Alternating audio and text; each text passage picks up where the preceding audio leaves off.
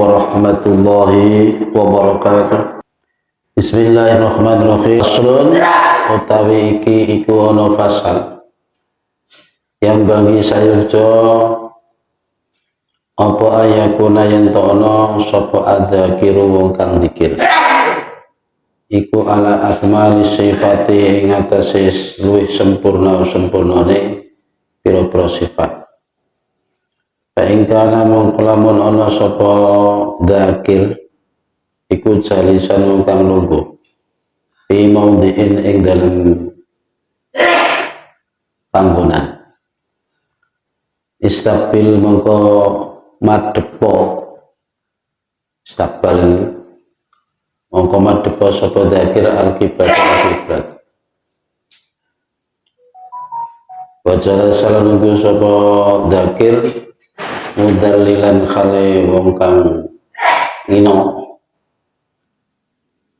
mukhtakhasyian tur khale wong kang dingkluk khusyuk bisakinatin kelawan anteng wa waqar lan wibawa mutrikon tur khale wong kang dingklukaken mutrikon iki dingkluk padha ra'sahu ing sirahe dzakir walau dzakara lamun dzikir sapa dzakir ala ghairi hadhil akhwali ing atase sakliyane ikilah pira-pira tingkah atau keadaan jaza mongko wenang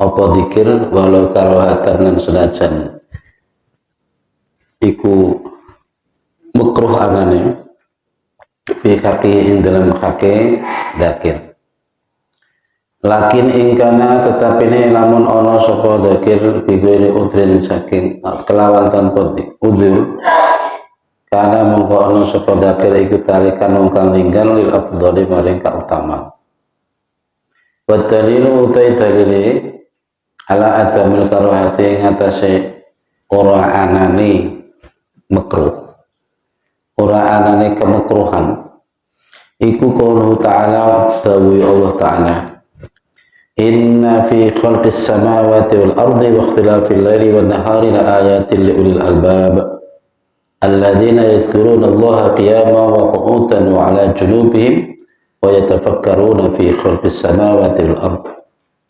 Ali Imran ayat 19.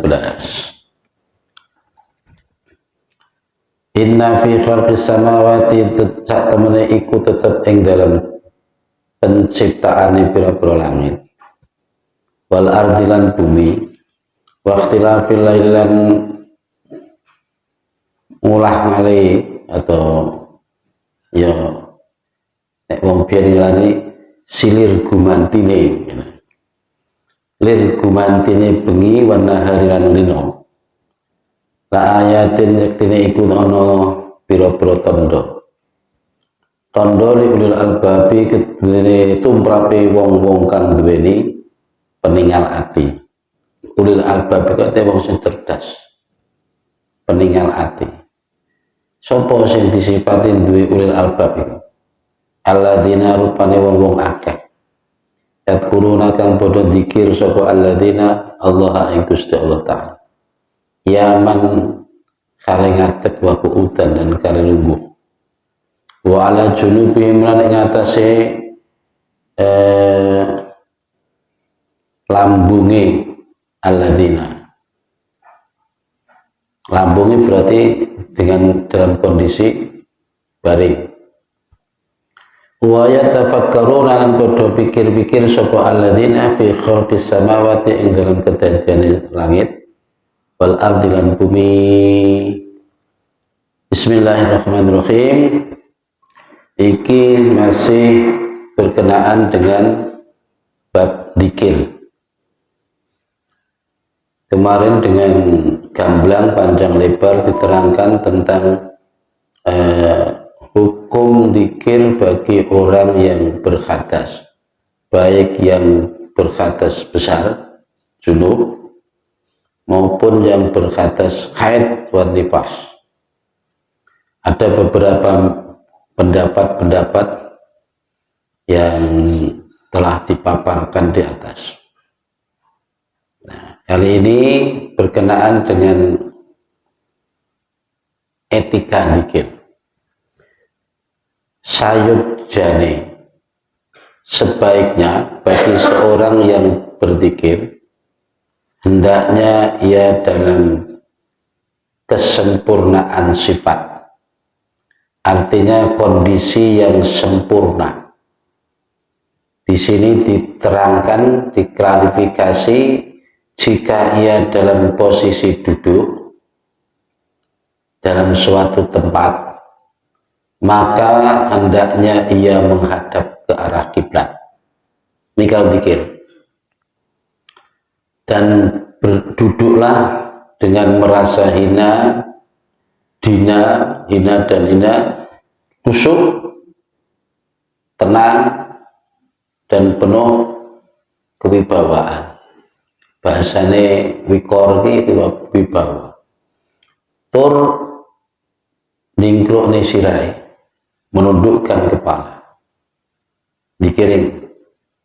Iku posisi yang paling sempurna bagi seorang yang berzikir pada posisi duduk. Menghadap kiblat, khusyuk, merasa hina di hadapan Allah, hati tenang, damai, kemudian secara zahir kepalanya ditundukkan. Benar-benar kita sowan di hadapan Sang Ratu. Terus zikir. Gitu. Terus diterang namanya, walau tadzakara ala ghairi khairil ahwal, jika dia orang yang berzikir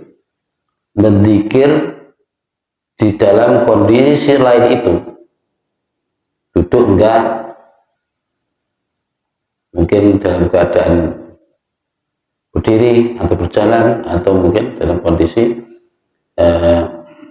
berbaring, maka diperbolehkan baginya untuk berzikir dan tidak dihukumi makruh.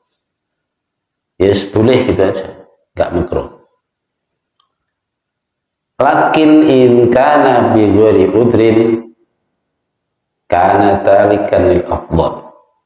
Akan tetapi jika ia lakukan itu, artinya berzikir tanpa etika di atas tadi, mungkin sambil berjalan, sambil leleangan, sambil nyantai, boleh. Meskipun tidak makruh, boleh baginya. Apalagi tanpa ada udzur, nggak apa-apa.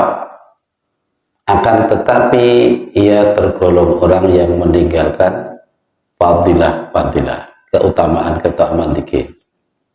Nah, adapun dalil tentang tidak makruhnya berzikir dalam kondisi apapun, dalam posisi yang tidak ideal seperti etika di atas, adalah berupa firman Allah. Dalil ini firman Allah di dalam Al-Quran ayat surat Al-Imran ayat 19. Inna fi khalqis samawati wal ardi wa ikhtilafil laili wan nahari la ayatin li ulil albab. Sesungguhnya dalam penciptaan langit dan bumi dan bergilir gantinya langit malam dan siang, tentu ada tanda-tanda kebesaran Allah bagi orang yang mempunyai kecerdasan atau mata hati. Siapa mereka? Alladzina yadhkuruna Allaha qiyaman wa qu'udan wa 'ala junubihim. Ini yaitu orang-orang yang selalu berzikir kepada Allah, baik dalam keadaan berdiri, duduk, bahkan dalam keadaan berbaring. Tidak hanya itu, wa yatafakkaruna fi khalqis samawati wal ardh, dan mereka juga senantiasa bertafakur akan ciptaan-ciptaan Allah berupa langit dan bumi serta seisinya.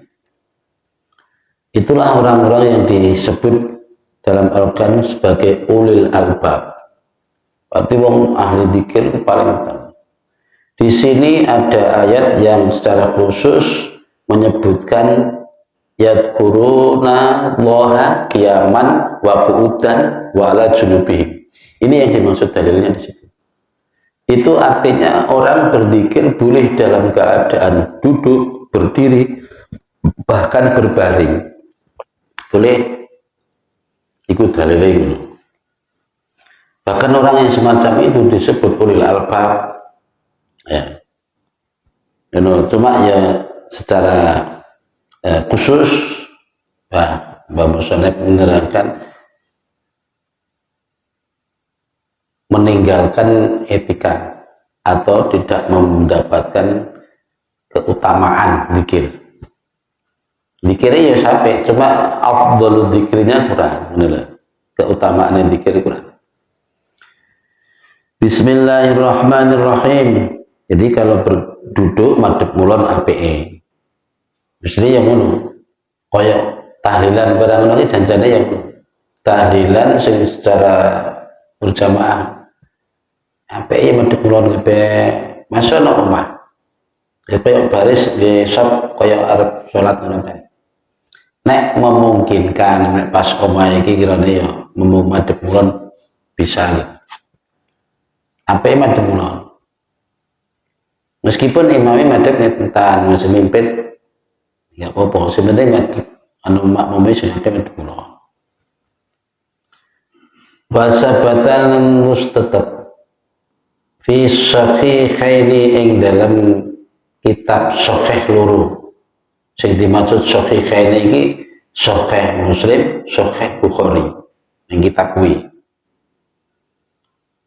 An Aisyah saking Siti Aisyah radhiyallahu anha apa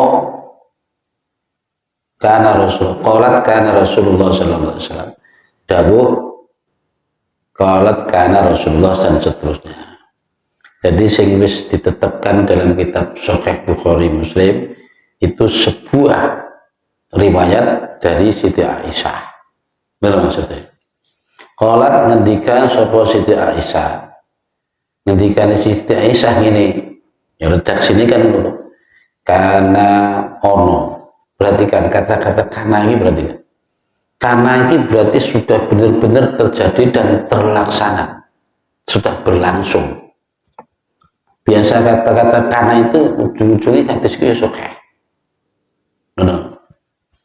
Karena ngendika ono sapa Rasulullah Kanjeng Rasulullah sallallahu alaihi wasallam iku yatakayyau sesendenan senden leliangan nyantel sapa Kanjeng Nabi fi hijri ing dalam pangkon ingsun wa ana khali utawi ingsun iku khaidun wong kang khaid kaya qra'u mongko nulingi maca sapa Kanjeng Rasul Al-Qur'ana ing Al-Qur'an. Nah, ngono.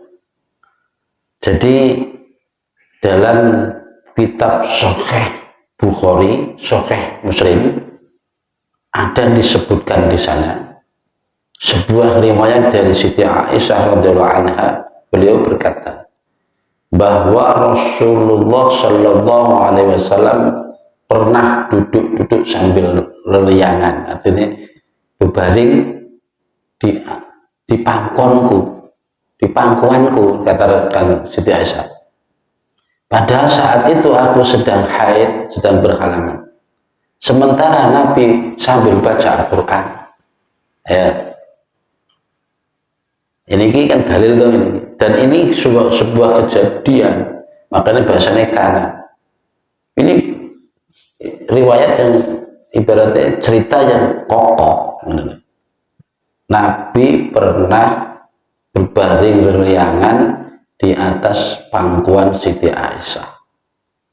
Sedang Siti Aisyah saat itu sedang berhalangan atau haid.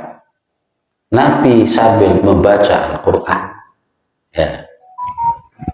Ini kan sebuah dalil bahwa zikir model koyok ngono kuwi oleh. Bahkan di pangkuan nih perempuan yang sedang asalnya istrinya sendiri loh maksudnya. Boleh. Rawahu nyritakaken ing hadis sapa Al-Bukhari, Imam Bukhari wa Muslim dan Imam Muslim. Bukhari Muslim nyritakno kabeh. Wa fi riwayatin iku ing dalam riwayat weneh dalam satu riwayat lagi ada beda redaksi, susunan kalimatnya beda. Ini disebutkan dalam riwayat yang lain, wa suhu khalai utawi wedanane Kanjeng Nabi. Wedanan iki sirah, kepalane. Gitu. Nek kanggo Kanjeng Nabi yo nganggo kulit bahasa sing luwih unggul lah. Mosok kok ndase wa suhu khalai utawi sirai Kanjeng Nabi, wedanane Kanjeng Nabi iku fi hijri ing dalam pangkon ingsun. Iku redaksi yang lain ya. Wa ana khali utawi ingsun iku khaintun wong kang gitu we tidak esan. Jadi beda redaksinya. Intinya padha wae natijah. Ngene ku nuduhne oleh. Ya ta?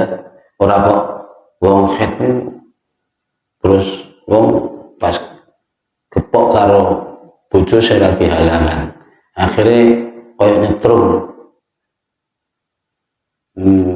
tidak boleh melakukan segala sesuatu yang dilarang terhadap orang yang haid. Enggak begitu. Meskipun yo ibaratnya lagi gepokan, tapi bukan kok berarti enggak boleh. Koyok nyetrum yo ora. Wajah al-Taqasub an Aisyah tasabing Siti Aisyah radhiyallahu anha aidan kalimane apa qalat inni la aqra'u dawuh qalat inni la aqra'u hisbi wa ana muttaji'atan ala sarir. Dawuh qalat ngendikan atau dawuh sapa Siti Aisyah ini sak temene ingsun iku la aqra'u yaktine maca sapa ingsun Hizbi ing hisib ingsun. Hisib maksudnya wiridan harian. Hisib pokoknya. Ya hisib pokoknya amalan-amalan sing wis ditentukan di hari-hari dibaca kuwi. Wa ana kale utawa ingsun iku mutajian wong kang turun miring.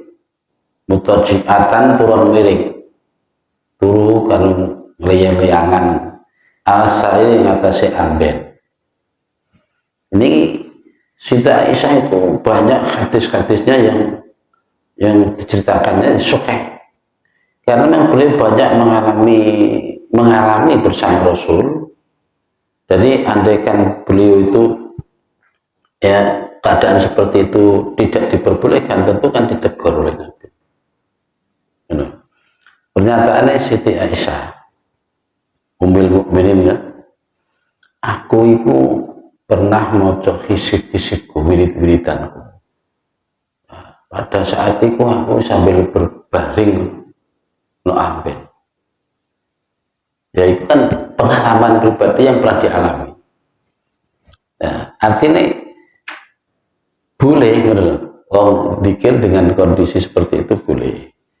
Meskipun di atas tadi etika paling afdol yang zikir adalah kalau memang dalam kondisi duduk hendaknya menghadap kiblat, kemudian merasa hina, tenang, enggak tenangnya dalam arti kondisi yang sempurna, tidak tengok-tengok, enggak pelera-pelero, gitu.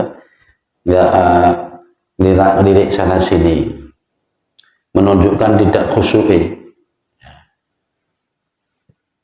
Makanya kayak orang pengen khusyuk memancing untuk ke arah khusyuk, biasanya memejamkan mata itu lebih cepat. Meskipun yo melek yo iso juga. Karena kalau merem kan pikirannya terpusat kepada satu titik. Soalnya kalau melek kok matanya melihat sana sini, pikirannya terbawa ke situ. No. Jadi ini dalil jelas bahwa zikir dalam kondisi apapun diperbolehkan. Maksudnya duduk, berbaring, ngadeg, berdiri, atau mungkin berjalan sekalipun boleh. Berbaring aja boleh, apalagi berjalan. Tidak apa-apa. Gambaran berbaring itu kan wis alasan yang paling rendah tuh istilahnya muka rebuk ya mulai.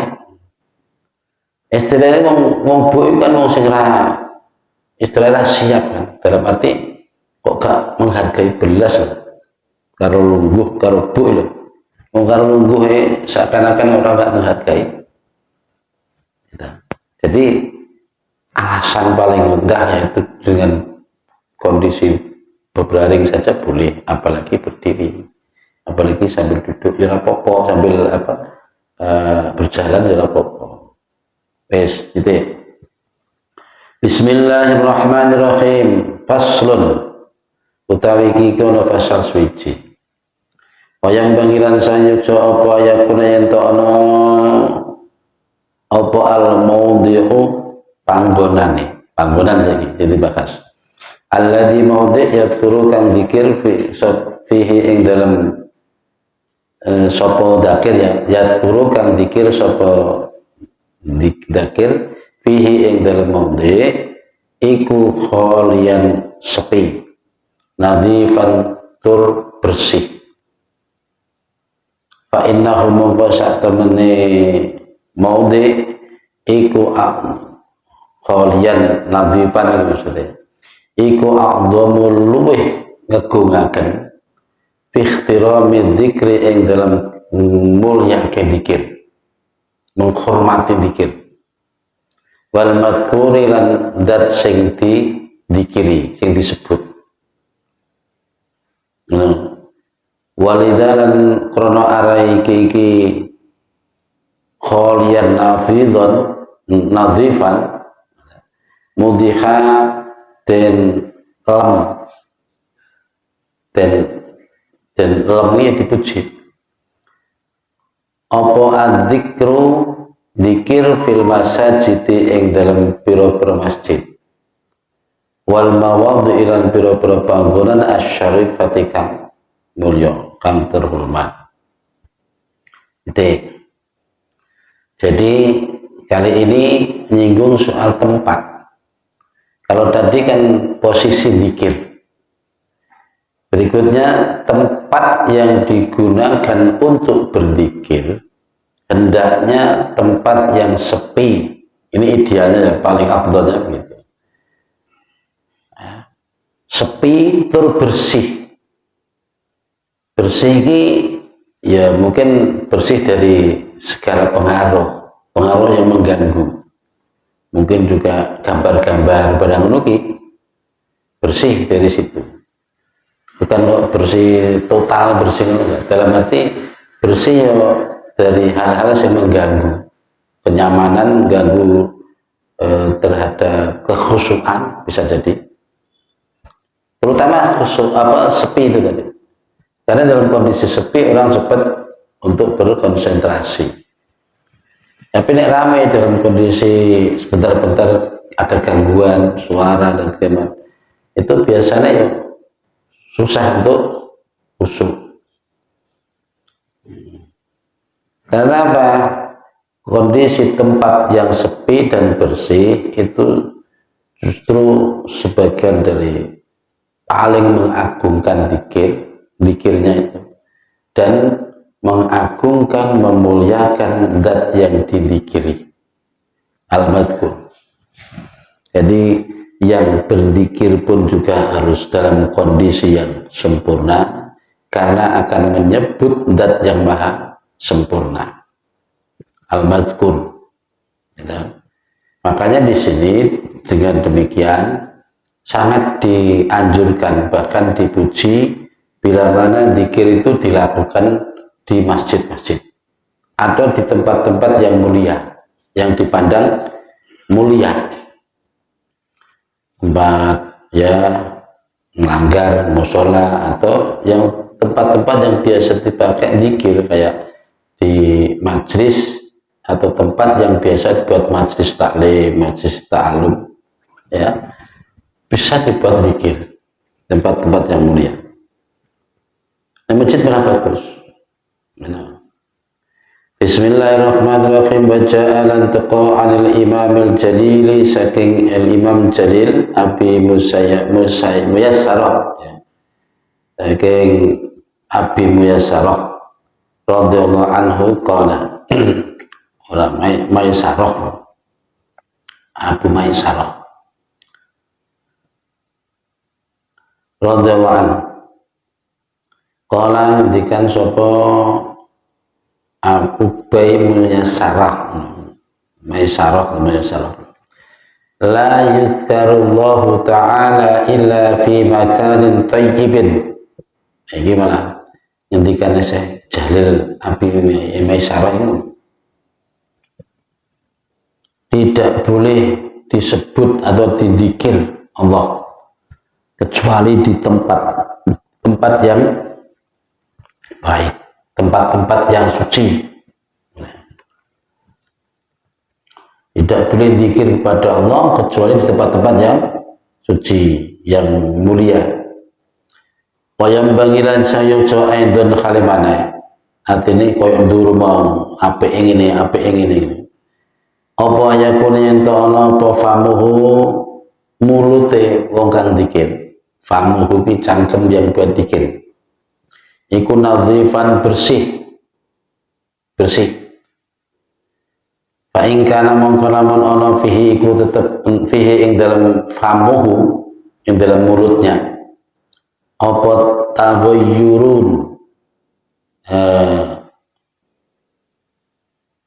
rasa berubah, rasa-rasa yang berubah. Jadi taghayyurun ki artinya maknanya perubahan. Jadi ada rasa-rasa yang aneh di dalam mulut. Azalahu mongko ngilang sapa wong ing taghayyur bisiwaki kelawan nganggo sikatan, siwak. Wa ing kana ana fihi tetep ing dalam mulut apa najasatun najis. Najas azalah mongko ngilangan sapa wong ing najasah bil ghusli kelawan dibasuh bil ma'i kelawan banyu. Walau dzakara mongko lamun dzikir sapa wong walam yang yaghsilha lan ora basuh sapa wong ing najasah, bahwa mongko utawi dzikir atau dzakar, dzikirun walau dzakara iku makruhun dan makruhakan wala yahrumulan ora haram makruh. Walau qara'a lamun maca sapa wong al-Qur'ana ing Qur'an wa famu khali utawi mulutnya wong, mulut dhek najisun utawi ana najis. Najisun apa najis kene karuha mongko den mongko makruh apa Qur'an. Wa fi tahrimi lan iku tetep ing dalam harame dzikir, hukum harame dzikir. Wajhani utawi ana wajah loro, ana dua pandangan, oleh loro. Li ashabina ketuwini pira-pira sahabat kita. Nek ning kene iki ada sebutan ashabuna. Iku biasane ulama-ulama yang mengikuti madzhab beliau Imam Nawawi ini, yaitu rata-rata dari ulama Asy-Syafi'iyah, ulama-ulama yang mengikuti madzhab Imam Syafi'i. Jadi kalau ada bahasa wa ashabuna dan para sahabat-sahabatku, sing dimaksud beliau Mbah Imam Nawawi At-Tabaski itu adalah ulama-ulama Asy-Syafi'iyah. Jadi berkenaan dengan haramnya dzikir di saat mulut ada najisnya, itu ada dua pandangan. As-sahhuhuma utawi kang paling absai dua pandangan tadi iku la yahrumu ora haram apa dzikir. Nah, itu ini. Ini dari awal, dari pasal. Jadi pasal kali ini menerangkan tentang tempat di mana digunakan untuk berzikir. Hendaknya tempat tersebut tempat yang sepi dan bersih. Kata bersih itu pengertiannya luas, ya toh. Kalau suci, suci itu artinya mungkin ya suci dari najis atau suci dari hadas kalau orang gitu. Kalau tempat berarti kan suci dari najis. Tapi kalau bersih bisa jadi ya diharapkan itu harus suci dan bersih dari sampah-sampah atau debu atau hal-hal sing nggak nyaman di pandangan mata. Itu jenenge nadhifah, pakai bahasa nadhifah, bersih. Bersih belum tentu suci, tapi nek suci tentu bersih. Jadi bahasa podo-podo nyucai ini podo-podo ngilangin, tapi dalam arti ngilangin teko opo, nek teko najis berarti roh jenenge isal itu ngilangin. Nek teko hadas rofa'a ngangkat. Jadi saya ulangi lagi, hendaknya tempat yang dibuat zikir harus bersih dan sepi untuk menghormati, mengagungkan zikir itu sendiri dan zat yang disebutnya dizikiri. Sedangkan kita untuk menghormati sesama manusia saja. Ketika kita menyebut orang yang mulia, lalu dengan bahasa sembarangan, nada sembarangan, bahkan mungkin ekspresi wajah sembarangan, itu juga kurang etika. Kurang etika. Padahal sesama manusia saja. Apalagi ini yang kita sebut adalah zat yang maha segalanya. Nah, makanya dianjurkan kalau memang bisa zikir itu baiknya di masjid atau di musola atau di tempat-tempat yang biasa dipakai berzikir, ya, tempat-tempat mulia. Nah,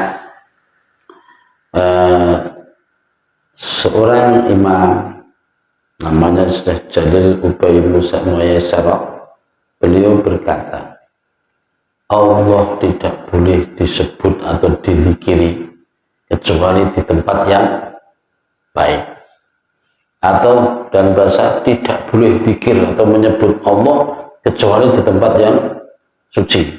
Thayyib itu bisa diartikan suci atau di tempat-tempat yang baik. Gitu. Yang di tempat suci ya di bumi ini, di muka bumi ini, tempat yang dianggap suci ya masjid atau ya musola itu. Gitu.